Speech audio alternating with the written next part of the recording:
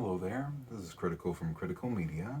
Just taking a look at the 2021 oversized hardcover release of Spider-Man Life Story. This is a story, of course, from Zdarsky and Mark Bagley. And what we usually do with this channel is just give you an idea of what to expect if you ever come across this book in the wild. So we go over the exterior, some bonus material, art and plot points, and then a brief review at the end. Now, before jumping in, the Marvel branded Life Story series. They have several now with Fantastic Four currently, and it should be known that these stories do happen in their own separate timelines, their own separate universes. So thankfully they don't conflict, and it helps you appreciate the story. Also, there was a trade paperback release of this back in 2020, but it was missing the Life Story Annual that came out in 2021. So this includes it, and by proxy has now become the definitive edition. So at least in terms of the exterior, yes, we do have lovely work here. Very, muted styles from, of course, Zdarsky. So it does have that cover overlay aspect. So very good in that sense. A spine that kind of reminds me of Spider-Man Blue. No, not just because of the blue, but the hue of the blue. And another cover from one of the series' interior issues. So very good job in that sense. Underneath, we have a nice red and white motif. I guess maybe it's a little predictable, but hey, I don't mind. Good design, that's for sure. So yes, nice red white, just on the building there. It does extend upon the spine, and it's once again the building. So very on point there. Now, in terms of the bonus material, I guess we'll jump right to that bonus issue that we receive. And in that, it's basically the story of, what was going on with Jonah, JJ. Since, surprisingly in the series, even when I was reading it, JJ seemed to be very much an absent character. So if you were wondering what he was up to, this not only explains it, but it tells a nice story that gives a nice catharsis for JJ. Let's just put it that way. So very on point in that sense. In terms of the other bonus material, however, yeah, it is your typical fare with variant covers. So Marcos Martin. I think we get a Scotty Young here, which kind of seems fitting with Life Story, young and old. And in that light, yeah, there's some others here. Yeah, of course, spanning for each decade, but these two are probably my favorites. So the Andre Sorrentino and the Cara Andrews. Man, oh man, so on point in that aspect. But I love the evocation of Todd McFarlane's style. And not to mention, Cara Andrews clearly has a thing, of course, near and dear to his heart for Spider-Man, since Erratic, his own series, harkens a lot of that same mythos from Peter Parker. So very on point there. But at least in terms of now the art and plot points, the whole aspect or theme of these life stories is that we're taking these characters and now telling their lore in a more progressive time scale instead of the floating time scale where these guys just don't age, right? So in that light, the one aspect I like is that they get the origin story out of the way. It's already 4 years in.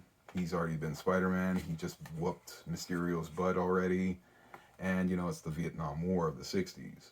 So, in that light, it's that, what's it called? The moral aspect of what should a hero do with his powers. So, I definitely appreciate that they went in that direction. Let's just put it that way. Speaking of JJ, this is probably the only part from the main series you ever see from him. So, very on point there. And it just kind of jumps into the whole Goblin aspect right away. And if you're familiar with the Spider-Man lore, it does stay very true to the events. It's just moreover of when they occur in his life more than how they occur, right? And because it is time scaled properly, it does change certain aspects where it keeps the events the same. It's just that how they play out, right? So for instance, the whole Gwen Stacy thing, well, because time is progressing properly, they're already married at this point. And because time is scaling properly, you'll see alterations to Spider-Man's costume, which makes sense since, time's progressing. He's already more into his career as a scientist, so he's developed technologies to suit it. And even going as far as the whole, Jackal clone saga thing, it sows the seeds nice and early so that at least as you continue to read the story, it fits very well. So, very on point in that sense. And yeah, it still has all the same kind of, what's the word, emotional heartbreak and, content that you had before. But like I said, it just seems to fit and weave itself very well. Zdarsky, excellent job. And probably a lot of people's favorite stories here. Of course, Craven's Last Hunt, this bad boy here. Love this story. I love that it gets the nod in this as well. Yeah, the series actually goes surprisingly pretty far into the future, even up to like Superior Spider-Man, Civil War, of course the whole Miles Morales aspect, even the what's the word, the ending of Otto Octavius even, although it doesn't really ever end with these characters, right? But yeah, I definitely appreciate that this series, it just nails it. Like, you could tell Chip Zdarsky cared when he was brainstorming this and plotting it because it just feels right. And even if you get mad at certain aspects, like Tony Stark being a real jerk, like he's far from redeemable in this one version of himself. Um, it still comes off very unique. Yeah, even Moreland's come back even recently. It references very on point. But yeah, even Miles Morales, I love that he makes more sense in this series than, let's just put it this way, than an alternate universe version. He makes more sense just being a later dated Peter Parker, another spider coming to bite someone, right? But yeah, very on point overall. If I'm grading it, usually I don't like to assign numbers too often, but yeah, I won't lie, this is a 9 out of 10 because it's so faithful without breaking the lore. Let's just put it that way. And I always like to see, more stakes being made with these characters.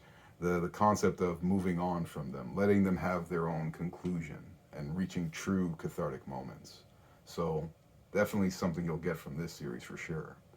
And yeah, I wouldn't mind getting the Final Fantasy, the Fantastic Four life story when that eventually reaches its own oversized hardcover.